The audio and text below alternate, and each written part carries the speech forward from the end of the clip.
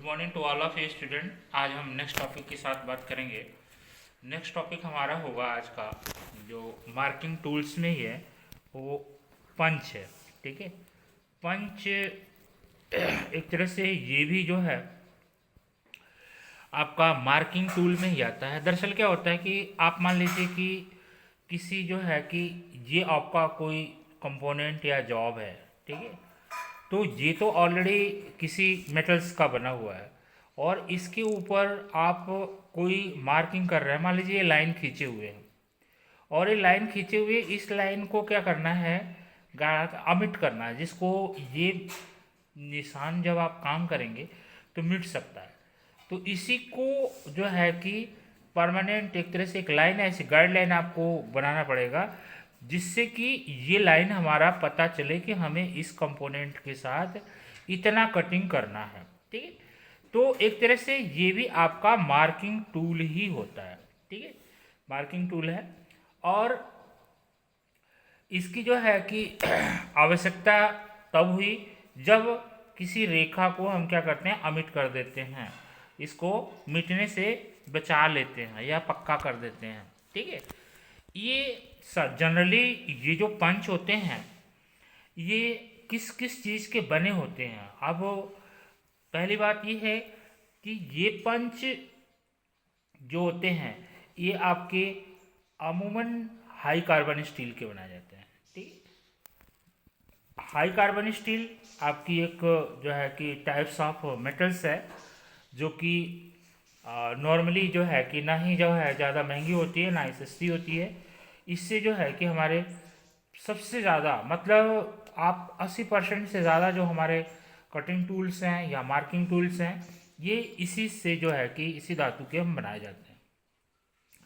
इसके बाद एक ऑपरेशन आता है हीट ट्रीटमेंट का।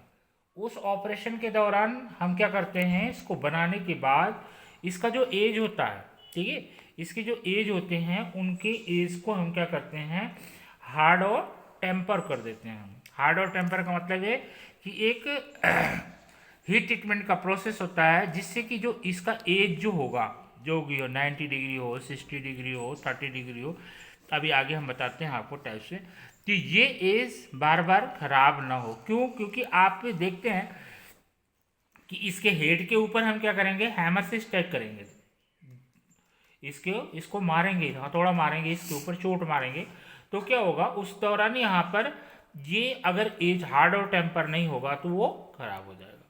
ठीक है, और इसके साइज अमूमन जो हमारे आते हैं इसकी जो लेंथ होती है वो 100 mm। ठीक है, और इसका जो डाया होता है वो 10 से 12 mm होता है। डाया मीन्स आप समझते हैं, डाया मीन्स किसी चीज़ की जो है मोटाई वो गोल में है।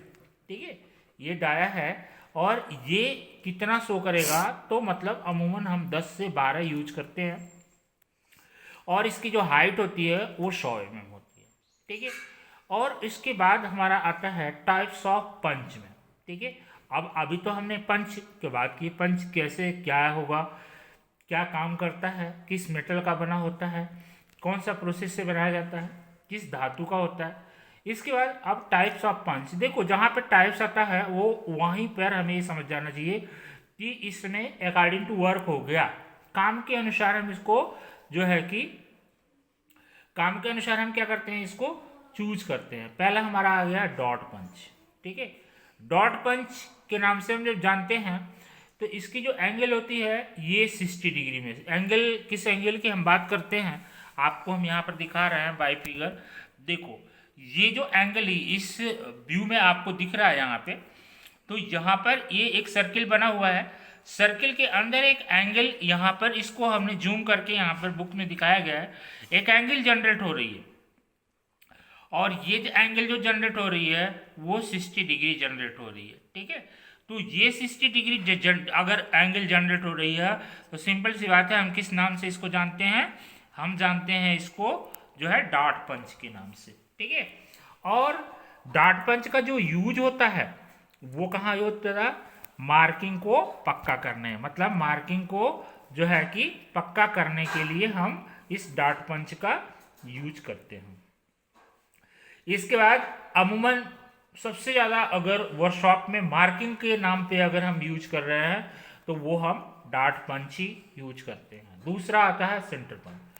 सेंटर पंच का हम यूज कहाँ, सेंटर पंच की जो इसमें एंगल चेंज हो जाते हैं, ठीक है। सेंटर पंच का एंगल जो हो जाता है वो 90 डिग्री हो जाता है, ठीक है। कहने का मतलब ये जो एंगल यहाँ पर जनरेट हो रहा था ये 60 की जगह क्या हो जाएगा 90 डिग्री जनरेट करेगा, ठीक है। ये जो एंगल है 90 डिग्री जनरेट हो जाएगी और इस एंगल के ये आधार पर हम क्या करते हैं इसको जो है कि चेंज कर, जो है कि इसका नाम चेंज हो गया और इसका काम भी चेंज हो जाएगा, ठीक है। और इसका काम चेंज होगा तो सेंटर पंच का हम यूज कहाँ करते हैं, जो है किसी पॉइंट को गहरा करने के लिए, ठीक है। दरअसल क्या होता है, जैसे मान लीजिए कि आप यहाँ ये एक पॉइंट है आपका सर्किल है और यहाँ बीच में इसका सेंटर है और इसके सेंटर से थ्रू हम क्या करेंगे इसमें होल करना है, मान लीजिए इसके अंदर होल करना है। तब क्या होगा जब आप ड्रिल इसके ऊपर रखेंगे तो क्या होगा ये स्लिप करेगा। अगर यहाँ पर एक सेंटर पॉइंट बना देंगे तो क्या होगा ड्रिल यहाँ पर फिक्स हो जाएगा और ये आराम से मूव करता हुआ होल कर देगा, ठीक है। इसके बाद आपका आता है प्रिक पंच, ठीक है। प्रिक पंच क्या काम करता है भाई, ये भी मार्किंग करने के लिए हम यूज करते हैं, लेकिन इसकी जो एंगल होती है वो हमारी हो जाती है यहाँ पर जो है कि 30 डिग्री, ठीक है। अभी हमने 60 डिग्री 90 डिग्री और ये जो एंगल हो जाएगा 30 डिग्री। मतलब इसमें हो क्या रहा है आप कभी इमेजिन करो कि जो जब एंगल इस तरह से हो रहा है तो ये क्या हो रहा है एंगल जितना ही कम होता जा रहा है वो क्या हो रहा है इसकी जो नोक है वो बारीक होती जा रही है, ठीक है। और नोक बारीक होती जा रही है इसका मतलब क्या होगा ये तीखा हो जाएगा, पॉइंट जो है कि आराम से दिखेगा आपको। और लेकिन यहाँ पर क्या होगा इसकी पॉइंट हम इतना तेज कर लिए कि इसकी एंगल को हम 30 डिग्री कर दिए। 30 डिग्री करने का मतलब है कि बहुत ही नोकीली हो जाएगा इसका पॉइंट। उसी तरीके के मेटल भी हम यूज करते हैं, सीट मेटल, ठीक है। पतले पतले सीट मेटल होते हैं, आप वहाँ पर आप देखते हैं आपके घर में ड्रम है, टैंक है, सारी चीज़ें जो है बॉक्स हैं और बहुत सारे जो है कि चीज़ें आती हैं, उसमें अभी जाएंगे उस टॉपिक पर चर्चा करेंगे। लेकिन वहाँ पर क्या होता है वहाँ पर आप देखेंगे तो जो है कि सीट है तो उसके ऊपर हम क्या करते हैं इस तरह से जो है मार्किंग करने के लिए हम प्रिक पंच का यूज कर लेते हैं। प्रिक पंच के बाद इसी तरह से और हमारे ऑटो जो है कि पंच हैं जो ऑटोमेटिक पंच जो है आते हैं। ऑटोमेटिक पंच अभी इसका प्रयोग हम क्या करते हैं, इसमें क्या होता है कि हैमर मारने की हमें ज़रूरत नहीं होती, इसमें जो है कि हमें हैमर मारने की ज़रूरत नहीं होती है। इसमें क्या होता है कि आपका एक जो है स्प्रिंग लगा होगा और जब उसको पुश करेंगे तो जो है कि आपको हम यहाँ पर बाय इमेज समझाने की कोशिश कर रहे हैं।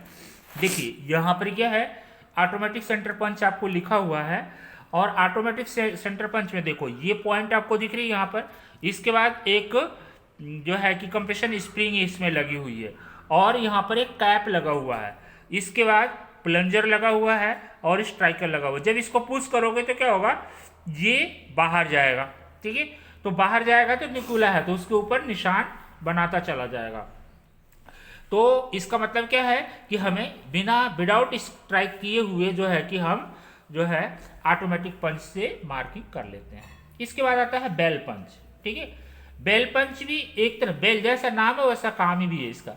इस तरह से एक बेल टाइप का बना होगा, ठीक है। यहाँ पर एक सेंटर होगा और यहाँ पर किसी गोल जॉब के ऊपर सेंटर निकालने के लिए इसको यहाँ पर स्ट्राइक करते हैं और यहाँ पर एक सेंटर आपका जनरेट हो जाता है, ठीक है। किसी गोल रॉड का सेंटर निकालने के लिए हम क्या करते हैं इसको बेल पंच का यूज कर लेते हैं। इसके बाद नेक्स्ट पंच हमारा आता है सॉलिड पंच। सॉलिड पंच क्या होगा, ठीक है। इसमें जो है कि आपके जो पतले जो है सुराख करने के लिए जो है कि यूज किए जाते हैं सीटों में, ठीक है। पतले सीटों में सुराख करने के लिए, जैसे अभी जैसे मान लो कि सीट ये पतली सीट है, पतली सीट मीन्स 3 mm, ठीक है, 4 mm, 5 mm, ऐसे जो है कि 5 mm तो बहुत ज़्यादा हो गया, 1.5 mm, 2 mm। तो ये जैसे पतली पतली सीटें हैं तो इसके अंदर अगर होल करना है तो पॉसिबल नहीं है, आराम से हम इसको बाई जो है पंच यहाँ पे होल्ड कर लेते हैं। ठीक है, इसके बाद आता है नेक्स्ट पंच हमारा हालो पंच। हालो पंच का क्या काम है भाई? हालो पंच का ये काम है कि इस पॉइंट के अंदर खोखला होता है और पतली सीटों जैसे वाशर है, बेल्ट है, ठीक है, इन सीटों में जैसे आप देखते हैं कि बेल्ट जो है कि रबर की होती है या कैनवास की होती हैं, तो उसको जोड़ने के लिए जो है कि हम बेल्ट फास्टनर का यूज करते हैं, और उस बेल्ट फास्टनर को लगाने के लिए हम क्या करेंगे? होल करेंगे। तो ये जो हालो पंच होते हैं उससे हम ये जो है कि इसमें होल कर लेते हैं। ठीक है, इसके बाद आपका पिन पंच है। पिन पंच का क्या होगा? पिन पंच का मतलब है ये भी पतली सीट के लिए जो ये हम यूज करते हैं, जो सॉफ्ट सीटें आती हैं पतली, उससे उसको हम यूज करते हैं। इसके बाद नेक्स्ट पंच हमारा आता है डबल इंडेड पंच। जो डबल इंडेड पंच है उसका क्या काम है? इस पंच में दोनों तरफ पॉइंट होते हैं, और एक दरअसल क्या होता है कि इसकी एक रेंज होती है। जैसे मान लो कि यहाँ ये इतनी लंबी रेखा हमें खींचनी है, ठीक है, और इस रेखा को पक्का करना है, तो इसमें मान लीजिए जो है कि 3:1 का रेशियो है या 5:1 का रेशियो। कहने का मतलब ये है कि या तो ये 3 mm का गैप होगा या तो ये 5 mm का गैप होगा। तो ऑलरेडी इसमें 2 पंच लिए गए हैं यहाँ से 3 mm पर, तो यहाँ पर 3 mm के ये 2 पॉइंट एक साथ आराम से इसमें लगेंगे। ठीक है, या तो 5 के लगेंगे। तो इससे क्या होगा कि इससे ये होगा कि आपका काम जल्दी हो जाएगा और वो एक निश्चित दूरी पर आपको पंच करता हुआ चला जाएगा। तो आशा करते हैं इस वीडियो से आप लोगों को पंच के बारे में समझ में आ गया। पंच एक मार्किंग टूल है, और इस मार्किंग टूल से हम क्या करते हैं? किसी खींची गई मेटल के ऊपर रेखा को पक्का करते हैं। नेक्स्ट टॉपिक के साथ हम अगले वीडियो में मिलेंगे। Thank you.